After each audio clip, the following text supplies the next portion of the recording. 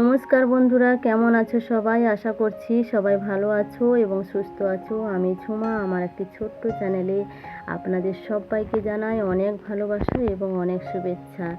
গতকাল সন্ধে বাবার বাড়ি থেকে ফিরেছি, আর আজকে সকালে যখন উঠি কিচ্ছু দেখা যাচ্ছে না। দেখো, এত কুয়াশা পড়েছে, দূরের গাছপালা বা রাস্তাঘাট কিছুই দেখা যাচ্ছে না, এত কুয়াশা পড়েছে আজকে। আগের ভিডিওতে দেখেছো আমি আমার বাবাকে ছাড়তে গিয়েছিলাম। প্ল্যানিং ছিল না যে সেদিন বাবা যাবে বলে, তো বরমশাইও সেদিন ডিউটিতে যাবে, তাই সঙ্গে সঙ্গে সবাই একসঙ্গে তাড়াহুড়ো করে রান্না বান্না করে খেয়ে দিয়ে বেরিয়ে পড়েছিলাম বাবাকে ছাড়তে। এত ঘর যাওয়ার জন্য বায়না করছিল আমার বাবা, অসুস্থ ছিল তো তো কিছু করার নেই, তাই বাধ্য হয়ে বাবাকে ছেড়ে দিয়ে আসতে হলো। আমি চলে আসবো জানি তার পরের দিন, কিন্তু আসা হলো না। দুদিন থেকেই এলাম, আর আমার সঙ্গে আমার ভাইঝি এসেছে। বায়না করছিল, ও খুব ছোট তো, আসবে থাকবে কি না, তো এটা একটু ভয়ের ব্যাপার ছিল। তবুও দেখলাম যে রাত্রে ভালো থেকে গেছে, কোনো কান্নাকাটি করেনি। কদিন থাকে আমার বাড়িতে, তিনজনে মিলে একটু চা দুধ খেয়ে, মেয়েটাকে একটু দুধ দিয়েছি, আমি আর ছেলে চা খেয়ে ছেলে পড়তে যাবে রেডি করব। আর দেখো, বাবার বাড়িতে না চাষ হয়েছিল অনেক, কাকিমা ঠাকুমার তলা ভাঙছিল, আমিও মাঠে একটু নেবে তলা ভাঙলাম, কিন্তু আমার পায়ের আঙুরটা খুলতে মনে নেই, জানো তো, ওই মাঠে পড়ে গেছে। আর কি করব, কিছু করার নেই, আর একটা নতুন বানাতে হবে। ছেলেটা দুদিন টিউশন যায়নি, বন্ধ করেছে, তো আজকে তো যেতে হবে। আমি পুরো রাস্তাটা গেলাম না, আমি একটুখানি এগিয়ে দিয়ে এলাম, বাকি রাস্তাটাও চলে যাবে। বাড়িতে ভাইজিটা একা ঘরে আছে তো, তাই আর গেলাম না। আমার ঠাকুর যে থাকে দালানটা আর রান্নাঘরটা গত 3 দিন হলো আমি ডিপ ক্লিন করেছি। আজকে ভেবেছি নিচের রুমটা ডিপ ক্লিন করব, জানি না কতটা কি করব, বেলা অনেক হয়ে গেছে। 8:30 অবধি জল থাকে, এর মধ্যে সমস্ত কাজ কমপ্লিট করতে হবে তো। তাছাড়া জানা তো, দুপুরে যে রান্না করব একটা আলুও নেই বাড়িতে, আমাকে দুপুরে রান্নার আগে আমাকে একটু বাজারেও যেতে হবে।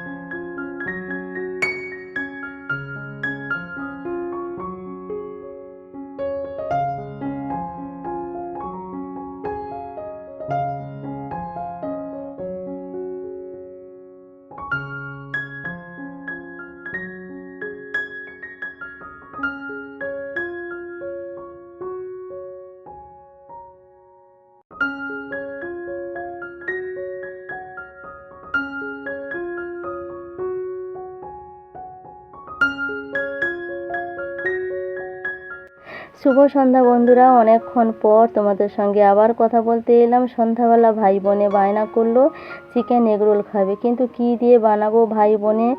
আর বিকেলে চিকেন আনতে চলে গেল। আর কোনো সবজিপাতি তো নেই বাড়িতে, না আছে ক্যাপসিকাম, না আছে শসা, কিচ্ছু নেই। তো সকালে বাজার হয়েছিল, আমি গিয়েছিলাম বাজারে, কিন্তু তখন কোনো আমি সবজিপাতি কিনিনি। বাবার বাড়ি থেকে অনেক সবজিপাতি নিয়ে এসেছি, তাই আর বাজারে তেমন কিছু কিনলাম না। কিন্তু বিকেলে যদি বায়না করে আমি এইসব কোথায় পাবো, তাই বাড়িতে যা ছিল তাই দিয়ে ওদেরকে আমি এগরোল বানিয়ে দিলাম। বাঁধাকপি ছিল, মটরশুঁটি ছিল। তো এই প্রথম বাঁধাকপি দিয়ে আমি এগরোল বানালাম, কেমন হবে জানি না। মটরশুঁটি বাঁধাকপি একসঙ্গে কেটে আমি একটু তেলে একেবারে লো ফ্লেমে ভাপিয়ে নিয়েছি, যাতে সেদ্ধটি একেবারে হয়ে যায়। তারপর আর তোমরা তো দেখলে কেমন আমি এগরোল বানালাম, আর খাওয়াতে তো পারলাম না, তবে কেমন হয়েছে তোমরা অবশ্যই আমাকে কমেন্টে জানিও। আর যদি পারো তোমরা একবার ট্রাই করে দেখতে পারো, সত্যি ভালো হয়েছে, খেতেও খুব টেস্টি হয়েছে। এটা ছিল আমাদের রাতের খাবার, একেবারেই করে নিয়েছি। তবে সন্ধ্যাবেলা 3 জনে 3 পিস খেয়ে নেব, আবার রাত্রি করে আবার একই বানাবো। যেহেতু 350-400 গ্রাম চিকেন, তো আরামসে 6 পিস এগরোল হয়ে যাবে আশা করছি। তো যাই হোক, আজকে আসি, ভিডিওটি এইখানে শেষ করলাম। কেমন হয়েছে ভিডিওটি অবশ্যই কমেন্টে জানিও, ভালো লাগলে একটা লাইক করে দিও। রাতের খাবার কমপ্লিট করে রান্নাঘর একেবারে পরিষ্কার করে আর আমরা 3 জনে ওপরে উঠলাম ঘুমানোর জন্য।